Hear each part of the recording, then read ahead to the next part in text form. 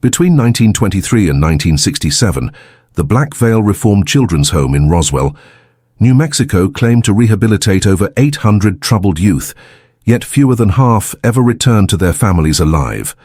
The official records speak of accidents, runaways, and unfortunate illnesses that befell the children under the care of the Blackvale Family Institution.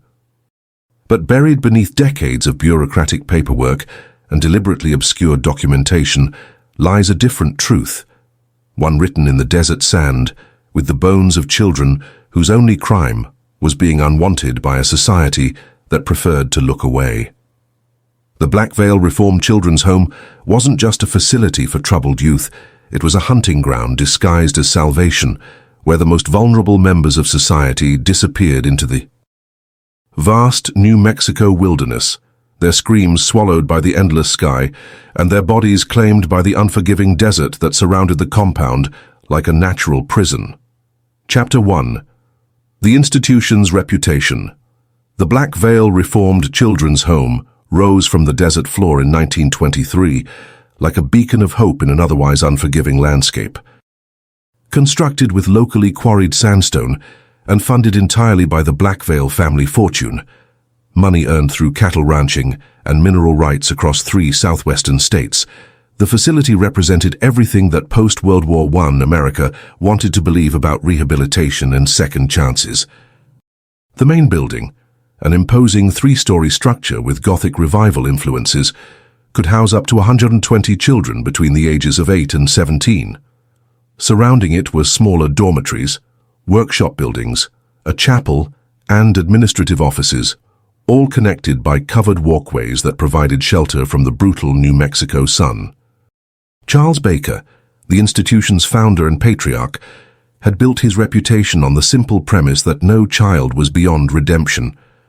A former cavalry officer who had served in the Indian Wars and later the Spanish-American War, Baker possessed the kind of stern, weathered demeanor that inspired confidence in desperate parents and overwhelmed social workers. His wife, Elizabeth Dixon, a former schoolteacher from Boston, provided the maternal influence that completed their public image as surrogate parents to society's most troubled children. Together, they cultivated relationships with juvenile courts, social welfare agencies, and wealthy benefactors across the Southwest, positioning their facility as the premier destination for children who had exhausted all other options. The home's reputation grew steadily throughout the 1920s and 1930s, aided by carefully crafted annual reports that detailed impressive statistics, reduced recidivism rates, successful job placements, grateful letters from reformed graduates, and testimonials from satisfied families. Local newspapers regularly featured human interest stories about the institution's work, often accompanied by photographs of clean, well-dressed children engaged in educational activities or agricultural work. The Roswell Daily Record ran a particularly glowing profile in 1931, describing the facility as a testament to the transformative power of discipline, hard work, and Christian values in the lives of wayward youth. What made the Blackvale home particularly attractive to authorities was its willingness to accept the most difficult cases, children who had been deemed incorrigible by other institutions, juvenile offenders facing adult prosecution, runaways from broken homes, and adolescents whose behavioral problems had overwhelmed family resources. The Blackvales charged modest fees compared to similar facilities, often accepting children whose families could afford little or nothing. This apparent altruism enhanced their reputation and ensured a steady stream of referrals from courts and social agencies that were eager to place problematic children somewhere, anywhere, that would take responsibility for them. The facility's educational program received particular praise from state inspectors and education officials. Children attended classes 6 days a week, following a curriculum that emphasized basic literacy, arithmetic, practical trades, and moral instruction. The boys learned carpentry, metalworking, and agricultural techniques, while girls received training in domestic skills, basic nursing, and clerical work. Graduates were said to leave the institution with marketable skills and the discipline necessary to succeed in adult society. Annual graduation ceremonies drew visitors from across New Mexico, including state officials, local dignitaries, and representatives from other charitable organizations who sought to emulate the Blackvale model. Religious instruction formed the cornerstone of the institution's rehabilitative philosophy. Daily chapel services, weekly Bible study sessions, and mandatory prayer before meals reinforced the message that spiritual transformation was both possible and necessary for truly troubled youth. Reverend George Mitchell, who served as the facility's chaplain from 1925 to 1943, became a minor celebrity in evangelical circles, publishing a book titled Shepherding the Lost Lambs that detailed his experiences working with delinquent children. His speaking engagements at churches and conferences across the region brought additional donations and referrals to the Blackvale home. The institution's staff appeared exemplary on paper. Teachers held credentials from recognized normal schools and universities. The medical staff included a full-time physician and 2 registered nurses. Dormitory supervisors underwent background checks and were required to provide character references from previous employers. The administrative structure seemed designed to ensure proper oversight and accountability, with regular reports submitted to state authorities and periodic inspections by social welfare officials. Financial management of the institution reflected the same apparent attention to detail and propriety. Annual budgets were carefully documented and submitted to regulatory agencies as required. Donations from private benefactors were properly acknowledged and recorded. The facility maintained separate accounts for operational expenses, capital improvements, and emergency reserves. Independent auditors reviewed the books annually and consistently found the institution's financial affairs to be in order. The Blackvale family's personal reputation in the community further enhanced the institution's credibility. Charles served on the board of directors of the First National Bank of Roswell and was an active member of the local Chamber of Commerce. Elizabeth led several women's charitable organizations and was known for her work with the Red Cross during both World Wars. Their adult children, who gradually assumed greater responsibility for the institution's operations, were respected members of the community who married well, contributed to local civic organizations, and maintained the family's reputation for integrity and public service. State officials praised the facility in official reports and used it as a model for other institutions.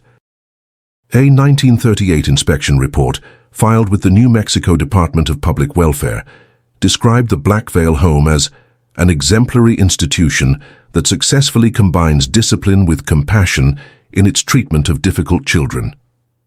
The report noted the facility's exceptional graduation rates, its innovative educational programs, and the remarkable transformation achieved in many of its residents. What made this reputation particularly powerful was how it insulated the institution from scrutiny. When occasional questions arose about specific children or unusual incidents, the Blackvale family's sterling reputation provided a buffer against serious investigation. Local authorities, state officials, and even federal agencies that might have been involved in oversight were predisposed to trust an institution that had earned such widespread respect and admiration. The very success of their public relations efforts created a protective shield that would prove nearly impenetrable for decades. By the early 1940s, the Blackvale Reformed Children's Home had become more than just a rehabilitation facility. It had become a symbol of American optimism about the possibility of redemption and second chances. Parents, social workers, and judges who sent children to the facility believed they were providing the best possible opportunity for troubled youth to rebuild their lives. The carefully constructed reputation of the institution and its founders made questioning their methods seem not just unnecessary, but almost unpatriotic.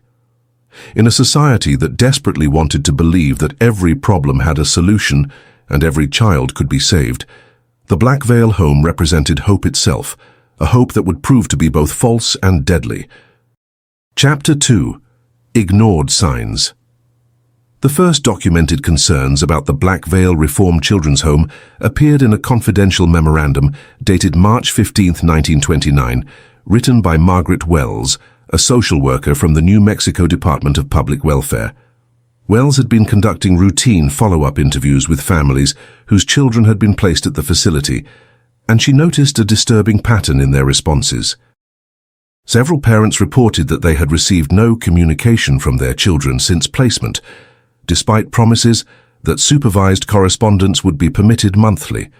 More troubling were the accounts of parents who had attempted to visit their children and were turned away at the facility's gates, told that their presence would be disruptive to the rehabilitation process. Wells' memorandum detailed her attempts to verify the welfare of 12 specific children whose families had expressed concerns. When she contacted the institution directly, she was told by administrative staff that several of the children in question had run away, and others had been transferred to specialized facilities better equipped to handle their particular needs. No documentation was provided to support these claims, and requests for transfer records or incident reports were deflected with references to confidentiality requirements and ongoing investigations that could not be discussed with outside parties. The social worker's concerns deepened when she spoke with Dr. Edmund Carter, a physician in Roswell who had previously provided medical services to children from the Blackvale home. Carter told Wells that he had not been contacted to treat any children from the facility in over 18 months, despite the institution's claims that they maintained regular medical care for all residents. When asked about this discrepancy, facility administrators explained that they had hired a full-time physician and no longer required outside medical services. However, attempts to verify the credentials and employment of this supposed staff doctor were unsuccessful. Wells submitted her memorandum to her supervisor, Harold Price, who acknowledged her concerns but took no immediate action. Price later testified in a 1971 deposition that he had been reluctant to pursue the matter aggressively because the Blackvale family had significant political connections and because the facility's excellent reputation made the social worker's concerns seem implausible. He admitted that he had been more concerned about the potential embarrassment to his department if they launched an investigation that proved unfounded than about the possibility that children might actually be at risk. Similar concerns were raised by other officials during the 1930s, but they followed a consistent pattern of initial documentation followed by bureaucratic inaction.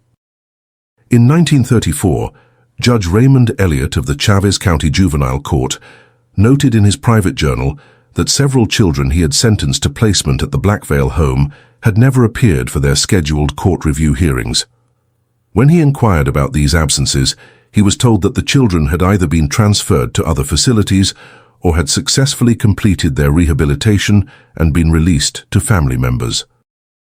Elliott's journal entries, discovered after his death in 1962, reveal his growing suspicions about these explanations, but also his reluctance to challenge an institution that had the support of state officials and prominent community members. The most significant early warning came from an unexpected source, Carl Bennett, a truck driver who regularly delivered supplies to the Blackvale facility. In a sworn statement given to a private investigator in 1968, Bennett described observing several disturbing incidents during his deliveries between 1935 and 1941.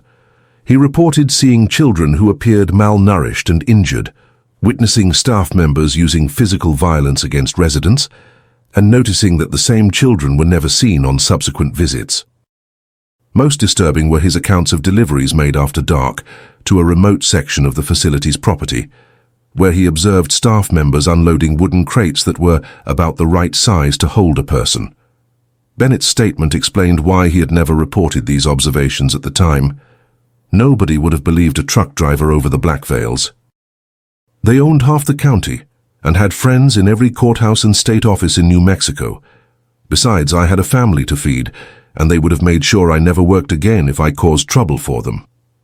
His account provides crucial details about the facility's operations that were not available through official channels, including the existence of underground areas beneath the main building and the presence of armed guards who were not mentioned in any public documentation about the institution. Federal authorities first became aware of potential problems at the Blackvale home through an indirect route. In 1938, FBI agents investigating cattle rustling operations in southeastern New Mexico interviewed several individuals who mentioned unusual activities at the children's facility. Special Agent Thomas Lambert noted in his report that local residents seemed reluctant to discuss the institution in detail, and that several potential witnesses changed their stories when the Blackvale home was mentioned. However, since the cattle rustling investigation did not directly involve the facility, no follow-up action was taken. The most damning evidence of ignored warnings came from within the institution itself. In 1940, a teacher named Alice Norton attempted to report suspected abuse to state authorities after witnessing what she described as systematic torture of children by facility staff.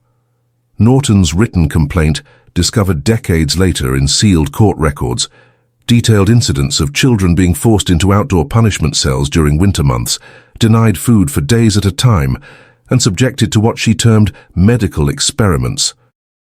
Conducted by unqualified staff members, Norton's complaint was forwarded to the Office of the State Attorney General, where it was reviewed by Assistant Attorney General Frank Reynolds.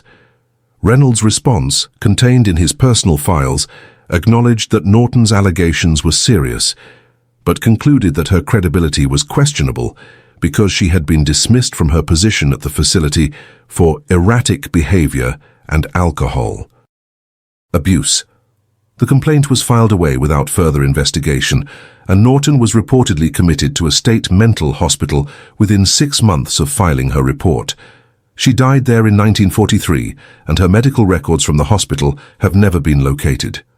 Local law enforcement officials also received and ignored multiple warnings about the facility. Sheriff Joseph Carter of Chavez County maintained detailed logs of all complaints and incidents reported to his office, and these records show at least 15 separate reports concerning the Blackvale home between 1932 and 1945. The reports included accounts of children seen walking along remote highways at night, unusual sounds and lights observed at the facility during late hours, and the discovery of children's clothing and personal items.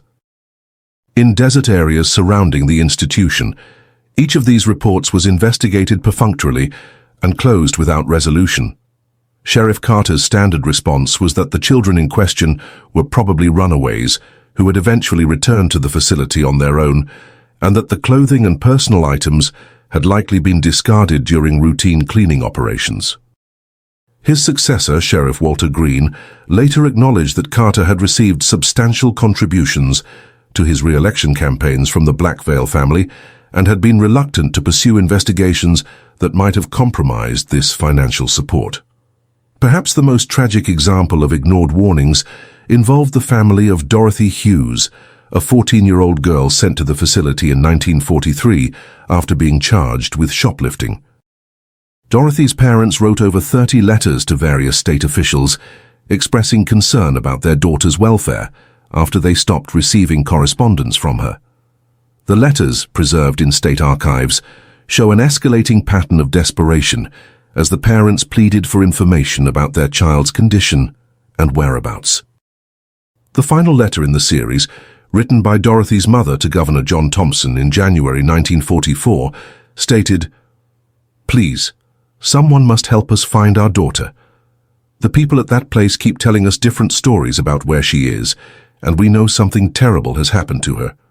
We are simple people with no money or influence, but our daughter doesn't deserve whatever they have done to her. If you won't help us, then God help her, because no one else will." The governor's office forwarded the letter to the Department of Public Welfare, where it was filed with a notation that the matter had been investigated and resolved. No record of any such investigation exists in departmental files, and Dorothy Hughes was never seen again by her family. Her parents died in the 1960s, still hoping for word of their daughter's fate.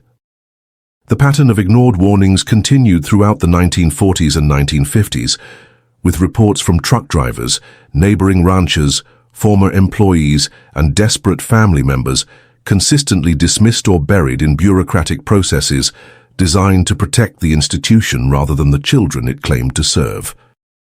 Each ignored warning represented not just a failure of the system, but a death sentence for children whose only advocates were powerless to force the kind of investigation that might have saved their lives. The conspiracy of silence that protected the Blackvale home was not the result of a deliberate cover-up, but something far more insidious, a collective willingness to ignore inconvenient truths in order to preserve comfortable illusions about the goodness of respected institutions and the people who ran them. Chapter 3. Horror Uncovered. The first crack in the Blackvale Reformed Children's Home's carefully constructed facade appeared on August 12, 1967, when 16-year-old Lawrence Harper emerged from the New Mexico desert more dead than alive. Harper had been walking for 3 days without food or water, his feet bloody and swollen, his body covered with infected wounds that would later be identified as deliberate burn marks arranged in systematic patterns. When he collapsed outside a truck stop 23 miles southeast of Roswell, the attending physician at the local hospital initially assumed he was the victim of a vehicle accident or animal attack. It was only when Harper began speaking, in broken, terrified whispers, that the true horror began to emerge. Harper's account, recorded in a sworn deposition taken while he recovered in the hospital, provided the first detailed insider's view of conditions at the Blackvale facility. He described a regime of systematic torture, disguised as rehabilitation, where children were subjected to what staff members called intensive correction therapy. This therapy involved prolonged periods of isolation in underground cells, forced participation in what were euphemistically termed medical studies, and a complex system of punishments that escalated from severe beatings to procedures that Harper was too traumatized to describe in detail. According to Harper's testimony, the facility operated 2 separate programs. The public program, visible to inspectors and visitors, housed approximately 30 children who lived in relatively normal dormitory conditions and attended regular classes. These children were carefully selected for their ability to perform convincingly during official visits and were rewarded for their cooperation with better food, clothing, and treatment. The second program, hidden from outside view, contained the majority of the facility's population, children who were held in basement areas and subjected to increasingly brutal experiments designed to test the limits of human endurance and psychological control. Harper's escape had been possible only because of a mechanical failure in the facility's electrical system that temporarily disabled the security measures protecting the underground areas. During the confusion that followed, he had managed to reach the surface and flee into the desert, where he spent 3 days evading search parties sent to recapture him. His survival was miraculous. Most children who attempted to escape, he reported, were captured within hours and subjected to punishment so severe that they never tried again, if they survived at all.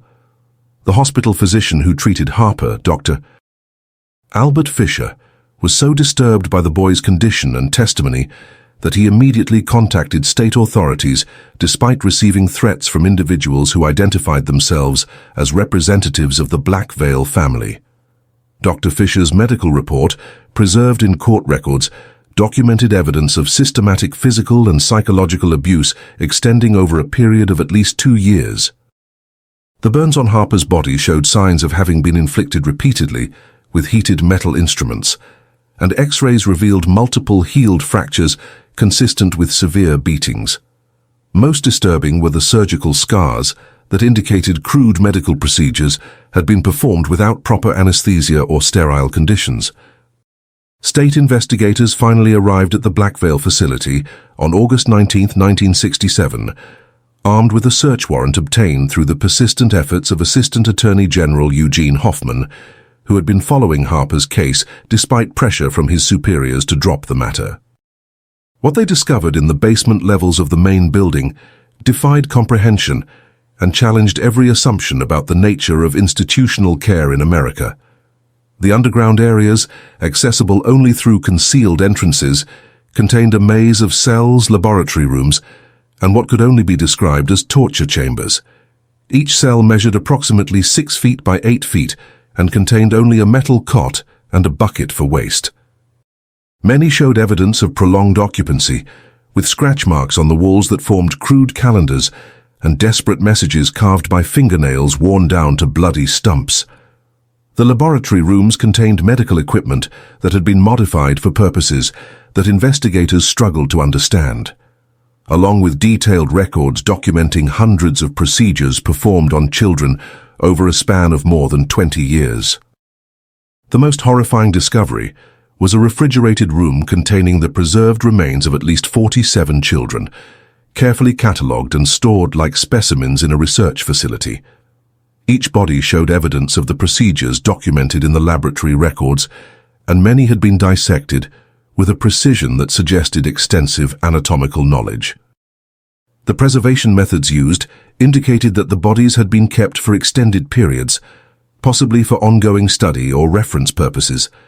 State investigators also uncovered thousands of pages of documentation that revealed the true scope of the Blackvale operation. Detailed records showed that over 800 children had been placed at the facility since its opening in 1923, but fewer than 200 had ever been officially released or transferred to other institutions. The remainder had been classified as runaways, transfers, or deceased due to natural causes, with fraudulent documentation created to support these false classifications. The records revealed that the Blackvale family had been conducting what they termed developmental research on the children in their care, testing theories about pain tolerance, psychological conditioning, and human behavioral modification. The research was apparently conducted in collaboration with unnamed outside parties who provided funding and technical guidance in exchange for detailed reports on the experiment's results. References in the documentation suggested connections to government agencies and university research programs, but the specific identities of these collaborators were concealed through code names and indirect references. Survivors began coming forward once news of the investigation became public. Dorothy Hughes, the girl whose parents had written desperate letters to the governor in 1944, was found alive in the facility's basement levels, though she had been so severely damaged by decades of abuse that she was unable to provide coherent testimony about her experiences. Medical examination revealed that she had been subjected to repeated surgical procedures, apparently as part of experiments designed to test the effects of brain surgery on behavior and personality. Other survivors provided accounts that corroborated and expanded upon Harper's initial testimony. Ruth Palmer, who had been placed at the facility in 1952 at age 12, described a systematic process by which children were broken down psychologically through a combination of isolation, torture, and forced participation in procedures that violated every principle of human dignity. She testified that children who resisted or tried to escape were subjected to increasingly severe punishments, including surgical procedures performed without anesthesia as a form of torture disguised as medical treatment. The investigation revealed that the Blackvale family had developed sophisticated methods for disposing of children who died during their experiments. Bodies were typically buried in remote locations on the facility's extensive property, which encompassed over 10,000 acres of desert land. Ground-penetrating radar surveys conducted by federal investigators ultimately located over 300 burial sites scattered across the property, though only a fraction of these graves were ever excavated due to budget constraints and jurisdictional disputes between state and federal authorities. Evidence also emerged of a complex network that had protected the facility from scrutiny for decades. Bank records showed regular payments to state officials, local law enforcement officers, and federal bureaucrats who were in positions to influence oversight of the institution. The payments were disguised as consulting fees, charitable donations, and investment opportunities, but their timing consistently corresponded with periods when the facility faced potential investigation or regulatory scrutiny. Perhaps most disturbing were the documents that revealed the true motivation behind the Blackvale operation. While the facility had been presented to the public as a charitable institution dedicated to rehabilitating troubled children, internal records showed that it had actually been designed from the beginning as a research facility where unwanted children could be used as test subjects for experiments that would have been impossible to conduct on any other population. The children sent to the facility were specifically chosen because they had no advocates, came from broken families, or had been written off by society as incorrigible, making them perfect subjects for research that required absolute secrecy and disposable test subjects. The scope of the horror discovered at the Blackvale facility shocked even experienced investigators who had dealt with the worst forms of human cruelty. Detective Ralph Daniels, who led the state police investigation, later wrote in his memoir that the case changed my understanding of what human beings are capable of doing to each other, especially when they convince themselves that their actions serve some greater scientific or social purpose. The systematic nature of the abuse, conducted over decades with careful documentation and apparent pride in the research being conducted, represented a level of institutionalized evil that challenged basic assumptions about human nature and the safeguards designed to protect society's most vulnerable members. The investigation ultimately revealed that the Blackvale Reform Children's Home had never been a rehabilitation facility at all, but rather a sophisticated operation designed to exploit society's willingness to ignore the fate of unwanted children.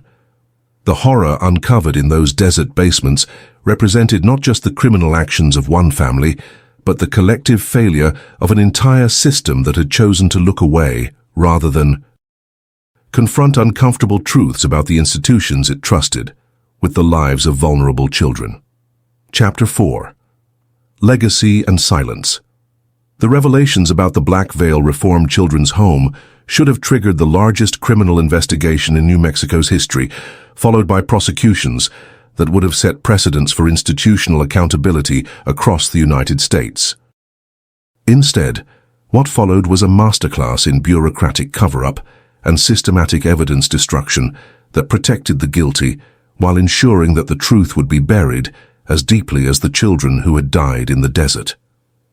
Within 72 hours of the initial discoveries, federal agencies had assumed jurisdiction over the investigation, citing national security concerns that were never fully explained to state officials or the public. The first sign that a cover-up was underway came when FBI agents arrived at the facility on August 22, 1967, and immediately classified all evidence under national security protocols. Documents that state investigators had photographed and catalogued were confiscated and sealed, with access restricted to personnel with the highest security clearances. The surviving children were transferred to undisclosed federal facilities, ostensibly for their protection and medical treatment, but in reality to prevent them from speaking to journalists, lawyers, or family members who might have publicized their accounts. Lawrence Harper, the boy whose escape had triggered the investigation, died under suspicious circumstances at the federal medical facility where he was being treated. Official records listed the cause of death as complications from his desert ordeal, but Dr. Albert Fisher, the physician who had initially treated Harper, raised questions about this explanation. Fisher noted that Harper had been recovering steadily and showing no signs of life-threatening complications when he was transferred to federal custody. Fisher's attempts to obtain Harper's medical records from the federal facility were denied, and he was warned by FBI agents that discussing the case publicly would result in federal charges for interfering with an ongoing investigation. The promised prosecutions never materialized. Federal prosecutors announced in October 1967 that while irregularities had been discovered at the Blackvale facility, insufficient evidence existed to support criminal charges against any individuals. This announcement came despite the discovery of hundreds of bodies, thousands of pages of documentation, and testimony from multiple survivors. The explanation given was that much of the evidence was too degraded to be useful in court, and that witness testimony was unreliable due to the traumatic nature of the alleged experiences. Charles Baker, the facility's founder, had died in 1958, and his wife Elizabeth followed in 1962, conveniently placing them beyond the reach of earthly justice. Their adult children, who had assumed operational control of the facility in the 1950s, avoided prosecution through a combination of legal maneuvering and political connections that reached the highest levels of state and federal government. Family attorneys successfully argued that their clients had been unaware of the specific activities conducted in the facility's basement levels, claiming that these operations had been conducted by rogue staff members acting without authorization. The cover-up accelerated when it became clear that the Blackvale operation had not been an isolated criminal enterprise, but part of a larger network of institutions conducting similar research across the United States. Documents discovered at the facility contained references to parallel operations in at least 6 other states, along with evidence of coordination between these facilities and various government agencies. The implications of these connections apparently reached high enough into the federal bureaucracy to trigger a decision that the entire matter was too sensitive for public exposure. Physical evidence of the crimes was systematically destroyed under the guise of public health concerns. The bodies discovered in the facility's basement were cremated without autopsy, despite protests from state medical examiners who wanted to conduct thorough examinations that might have revealed the specific nature of the experiments conducted on the children. The burial sites scattered across the facility's property were excavated by federal contractors who worked under military security, and the remains were disposed of in undisclosed locations. Official records show that over 300 bodies were processed in this manner, but the actual number may have been significantly higher. The facility itself was demolished in early 1968, with all materials trucked away and disposed of at federal waste facilities. The demolition was conducted so thoroughly that even the foundations were removed, leaving no physical trace of the buildings where hundreds of children had suffered and died. The property was then sold to a shell company controlled by federal agencies and left vacant, with access restricted by fencing and warning signs that cited unspecified environmental hazards. Surviving victims found themselves facing a system designed to silence rather than support them. Those who attempted to speak publicly about their experiences were subjected to harassment, surveillance, and in some cases, involuntary commitment to mental health facilities. Ruth Palmer, one of the few survivors who had provided detailed testimony during the initial investigation, was declared mentally incompetent by a federal court in 1969 and spent the remainder of her life in institutional care. Her attempts to appeal this ruling were blocked by legal procedures that prevented her from obtaining adequate representation. Dorothy Hughes, the woman who had been held at the facility for over 20 years, was placed in a specialized federal facility where she received what officials described as advanced rehabilitation services. In reality, she was kept in isolation and subjected to additional procedures designed to erase her memories of the Blackvale facility. She died in 1974, and her death certificate listed the cause as complications from long-term institutional care. Her parents, who had spent decades searching for their daughter, were never notified of her death and died without knowing her fate. The families of other victims were discouraged from pursuing wrongful death claims through a combination of legal obstacles and direct intimidation. Parents who had sent children to the facility were told that pursuing litigation would result in their own prosecution for child abandonment or neglect. Those who persisted found that their lawyers were subjected to professional sanctions, their employers were pressured to terminate them, and their personal lives were subjected to intensive scrutiny by government agencies. Media coverage of the case was carefully managed through a combination of official pressure and strategic leaks designed to discredit the investigation's findings. Stories that appeared in local newspapers initially focused on the heroic rescue of children from an unregulated private facility, with little mention of the systematic nature of the abuse or the evidence of government involvement. National media outlets were provided with alternative narratives that portrayed the incident as an isolated case of criminal activity by a single family, rather than evidence of a broader pattern of institutional abuse. The few journalists who attempted to investigate the case more thoroughly found themselves facing obstacles that made comprehensive reporting impossible. Government sources refused to provide information. Survivors were kept in secure facilities where they could not be interviewed, and physical evidence had been destroyed or classified. Edgar Hoffman, a reporter for the Albuquerque Journal who had been following the case from the beginning, wrote in his personal notes that every lead turns into a dead end, every source disappears, and every document gets classified. It's like investigating a ghost story, except the ghosts are real and someone very powerful wants them to stay buried. The long-term psychological impact on the survivors who remained alive was devastating and permanent. Those who had been subjected to the facility's experimental procedures showed evidence of severe psychological damage that persisted despite years of treatment. Many were unable to form normal relationships, maintain employment, or function independently in society. The few who managed to build somewhat normal lives did so by completely suppressing their memories of the Blackvale facility, a coping mechanism that left them with gaps in their personal histories that they could never explain. By 1975, less than 8 years after the initial discoveries, the Blackvale case had been effectively erased from public consciousness. Official records were sealed for national security reasons, survivors had been silenced through legal and medical means, and the physical evidence had been destroyed.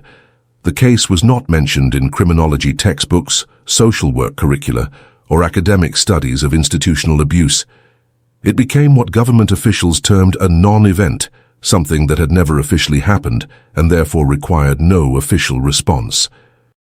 The desert where the Blackvale Reformed Children's Home had stood returned to its natural state, with no markers or memorials to indicate the horrors that had occurred there.